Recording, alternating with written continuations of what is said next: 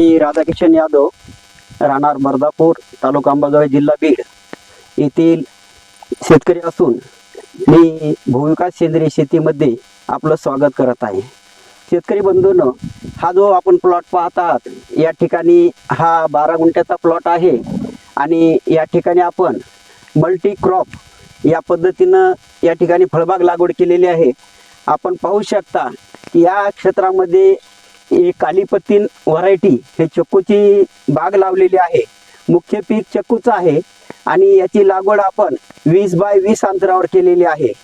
आणि या दोन झाडाच्या मध्ये एक दुसरा क्रॉप म्हणजे पपईची लागवड केलेली आहे. आणि पपईच्या लागवडीसोबतच परत पिंक तैवान हा पेरू लागवड केलेला आहे. आणि या दोन झाडाच्या मध्ये जे 10 फूट अंतर आहे त्याच्यामध्ये एक एक अशा प्रकारे आपण वांग्याची झाडाची लागवड केलेली आहे. तसेच आपण बाजूला पाहू शकता, या ठिकाणी या झाडाच्या मध्ये जे काही शिल्लक अंतर राहिलेलं आहे तर त्या ठिकाणी चवळीची लागवड केलेली आहे.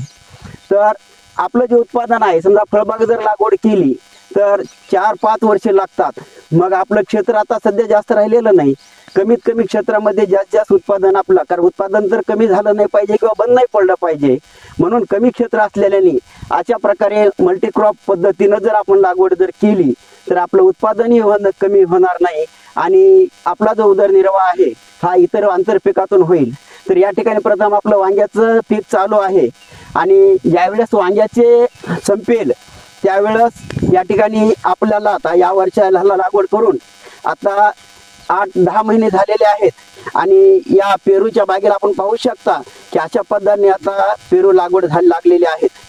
हे पेरूची बाग आणखी 4-5 महिन्याचं उत्पादन सुरू होईल आणि याबरोबरच आपण या 2 लाईनच्या मध्ये अशा प्रकारे पपईची लागवड केलेली. पपईला पण आता हे नर फुलं यायला लागलेले आहे आणि यानंतर आपला मादी फुलं पण येतील, म्हणजे ह्याची पण फळधारणा सुरुवात होईल.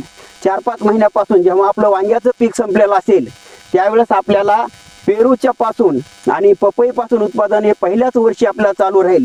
म्हणजे आपण ज्या दिवशी फळबाग लागली तेव्हापासून आपलं कधीच आपलं हे उत्पादन कमी न होता, जेव्हा आपल्याला 4 वर्षे आपल्याला या बागेसाठी चक्कूचं उत्पादन मिळण्यासाठी लागणार आहेत, तर त्याच्या अगोदर आपलं 1 वर्षाच्या आत हे जांबाचं पीक आणि दुसरं पपईचं उत्पादन हे सुरू होणार आहे.